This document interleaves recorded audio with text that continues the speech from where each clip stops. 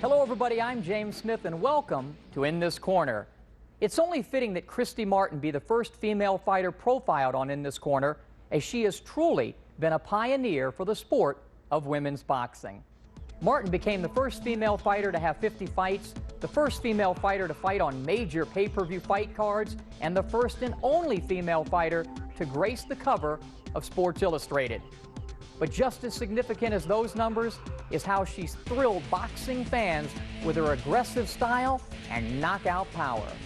Christy talks about her humble beginnings, how boxing came into her life, and with a trainer, manager, and eventually a husband, how together they rose to the heights of the sport.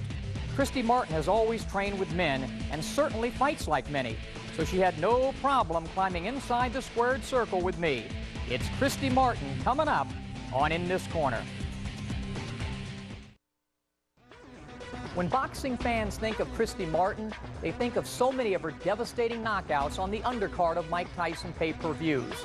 But her rise to female boxing supremacy was a long and hard struggle. One constant throughout her career has been her determination and will to win and her love for the sport of boxing. That love would lead to love of a different kind with her manager, trainer, and eventually her husband, Jim Martin. Loretta Lynn has to love this brawling coal miner's daughter.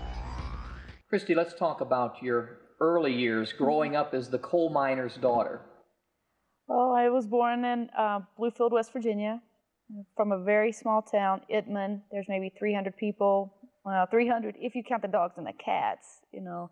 It's real small. You can look at, stand in the middle of the street, see welcome to and now leaving at the same time. So to get from there to be on top of the boxing world for a while was quite a journey. A little bit about your family, mom and pop, and any siblings. My dad truly is a coal miner. My grandfathers were coal miners. My mom was just pretty much stay at home, taking care of us, my brother and I, keeping us straight, running us to baseball practice, basketball practice, whatever we had to be doing at that time. Now, did you follow the fight game when you were growing up? Did you watch boxing on television? Some. My dad was a fight fan, so I can remember watching some fights with him. Not exactly remember specifics about the fights, but the names. And I was always familiar with the heavyweights, of course, because that would have been in the 70s when the heavyweights were so popular. And you have Ali and Norton and all the top dogs out there, Frazier. So, you know, I was familiar with it, but not really, I could say, a big fight fan. So tell us about your introduction into the sports, the sport of boxing. How did that take place? Well, mine was crazy. I was in college, and some friends dared me to do the tough man, tough woman contest.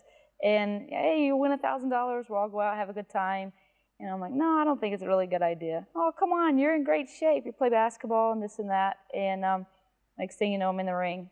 And then I was kind of addicted, hooked. You know, it's a great adrenaline rush. And I was fortunate I won the first time. So had I lost that first fight, maybe I would never have continued with it. You touched on something that so many male fighters have told me as well, and I think it's even with boxing fans. This sport, I think more than any, really is addictive. Oh, no doubt. I mean, I've gotten so aggravated and so mad so many times. Gave my equipment away even. So I'm never coming back to the gym. I'm never going to be back in here. I'm not going to watch another fight. Maybe like 2 days later, I'm going back. Hey, and can I have my speed bag back? You know, you still have my gloves. You know, you can't stay away from it. Well, I had that I want to be the best attitude. And that was at whatever I did. If it was in school and making grades or, on the basketball court or softball field, whatever, I wanted to be the best. So that same attitude, I think, carried over when I did get into the boxing ring, that I would not be beaten. I took that same attitude in there. When did the implementation of the skills start to take place? Well, the promoter that had brought me down to Bristol, Tennessee had hired my husband, Jim Martin.